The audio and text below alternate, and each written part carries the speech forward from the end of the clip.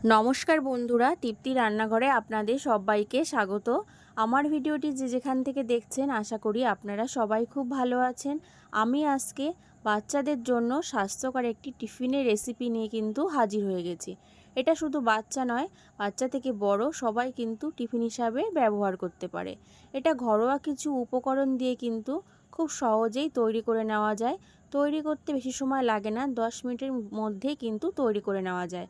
এটা আপনারা বাচ্চাদের টিফিন বক্সে টিফিন হিসাবেও কিন্তু দিয়ে দিতে পারেন। চলুন তাহলে এবার ঝটপট তৈরি করে নেওয়া যাক স্বাস্থ্যকর রেসিপিটা। আমি এখানে দুটো কাঁঠালি কলা নিয়েছি। এখানে কিন্তু কাঁঠালি কলাটাকে খুব ভালো পাকা কাঁঠালি কলা নিতে হবে। কাঁঠালি কলাটার এবার দুটো ভালো করে কিন্তু আমি এবার খোসা ছাড়িয়ে নেব। প্রথমে খোসা ছাড়ানো হয়ে গেলে এবার কলাগুলোকে একটা ছুরির সাহায্যে একদম ছোট ছোট টুকরো করে কিন্তু কেটে নেব। এই কলাগুলো যত পাকা হবে ততই কিন্তু টিফিনটা খেতে খুব ভালো লাগে। কাঁচা হলে কিন্তু খেতে এটা অত কিন্তু ভালো লাগে না, তাই অবশ্যই আপনারা চেষ্টা করবেন একটু পাকা পাকা কলা নেওয়ার।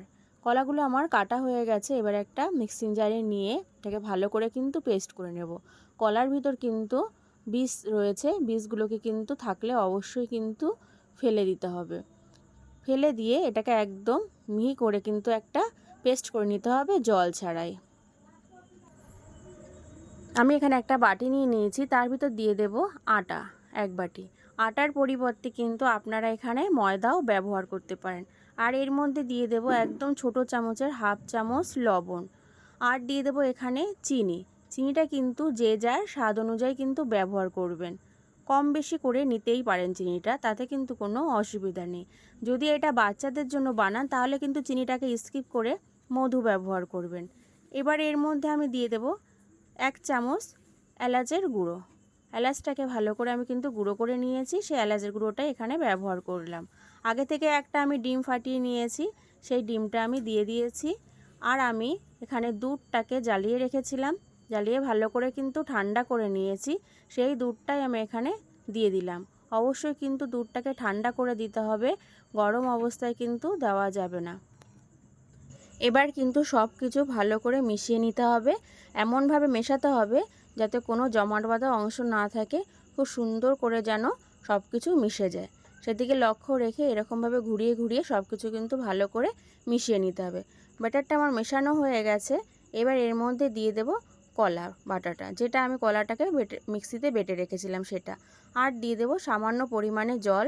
জল দিয়ে আবারও কিন্তু ভালো করে মিশিয়ে নিতে হবে, যাতে কলাটাও সব কিছুর সাথে খুব ভালো করে মিশে যায়, কোনো জমাট বাঁধা অংশ যেন কলার না থাকে। কলাটাকে আমার মেশানো হয়ে গেছে। এবার ব্যাটারটা ঠিকঠাক হয়েছে কিনা বোঝার জন্য এরকম হাতা বা খুন্তিটাকে একটু চুবিয়ে উঠিয়ে দেখবেন, যদি পুরোপুরি পড়ে না যায়, গায়ে যদি মিশে থাকে বুঝতে হবে তাহলে ব্যাটারটা কিন্তু আমার ঠিকঠাক আছে। ব্যাটারটা আমার কিন্তু পুরোপুরি রেডি হয়ে গেছে। এর থেকে আর বেশি পাতলা বা গাঢ় করার কিন্তু প্রয়োজন নেই, ঘনত্বটা ঠিক এরকমই হবে। গ্যাস অন করে একটা ফ্রাই প্যান বসিয়ে দিয়েছি। এবার এটাকে ভালো করে প্রথমে একটু গরম করে সামান্য একটুখানি তেল ব্রাশ করে নেব। বেশি কিন্তু তেলের এখানে প্রয়োজন নেই। তেল ব্রাশ আমার হয়ে গেছে। এবার যে ব্যাটারটা আমি রেডি করে রেখেছিলাম, এক চামচ ব্যাটার এবার এই ফ্রাই প্যানের মধ্যে দিয়ে দেব। দিয়ে হাতা দিয়ে ঘুরিয়ে ঘুরিয়ে বেশ একটা গোল করে রুটির শেপ করে নিতে হবে। আর এটা দেওয়ার পরে কিন্তু হাই ফ্লেমে এটাকে ভাজা যাবে না, মাঝারি ফ্লেমে ভাজতে হবে। হাই ফ্লেমে ভাজলে কিন্তু পুড়ে যাবে আর ভেতরটা কিন্তু কাঁচা থেকে যাবে। ঠিক সেই কারণে এটাকে মাঝারি ফ্লেমে এবার আমি রান্না করে নেব। দেখুন উপরটাও কি সুন্দর আমার তৈরি হয়ে গেছে। এবার এরকম খুন্তি দিয়ে চারপাশটা একটু প্রথমে কিন্তু ছাড়িয়ে নিতে হবে। ছাড়ানো হয়ে গেলে খুন্তিটা দিয়ে উল্টে এই পিঠটাকে কিন্তু প্রথম পিঠের মতন ভেজে নিতে হবে। দেখুন এই পিঠটা কিন্তু আমার খুব সুন্দর ভাজা হয়ে গেছে। এবার দ্বিতীয় পিঠটাকেও কিন্তু আমি ঠিক এইভাবে ভালো করে ভেজে নেব। এবার উল্টে দেখে নেব আমার ভাজা হয়েছে কিনা। দেখুন ভাজা হয়ে গেছে আমার, কিন্তু প্রথমে একটা কিন্তু রেডি হয়ে গেল। এবার এটাকে ফোল্ড করে একটা পাত্রে কিন্তু তুলে নেব।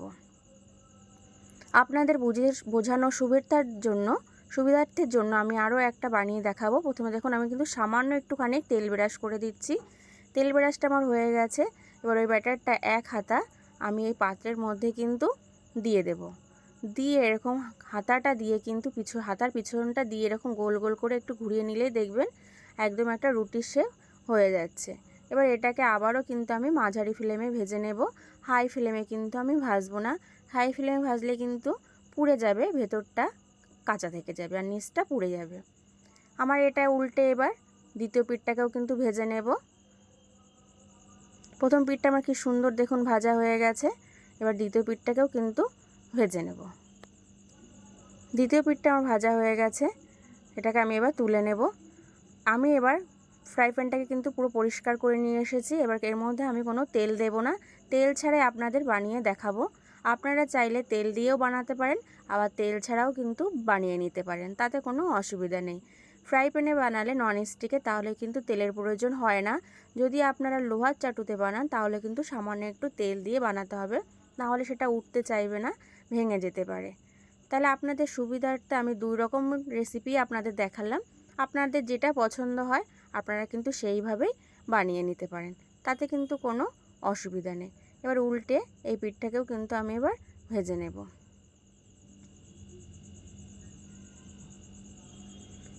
আমি এবার এটাকে উল্টে দেখে নেব এই পিঠটা আমার কেমন ভাজা হয়েছে। এই পিঠটাও কিন্তু খুব সুন্দর ভাজা হয়ে গেছে। এবার এটাকে ফোল্ড করে কিন্তু একটা পাত্রে তুলে নেব। তাহলে আমার কিন্তু আজকের একদম বাচ্চাদের যে স্বাস্থ্যকর টিফিনটা পুরোপুরি কিন্তু রেডি হয়ে গেছে। আমার রেসিপিটা যদি আপনাদের ভালো লেগে থাকে, এইভাবে আপনারা বাড়িতে তৈরি করে বাচ্চাদের পরিবেশন করে দেখুন, বাচ্চারা কিন্তু খুব খুশি হবে।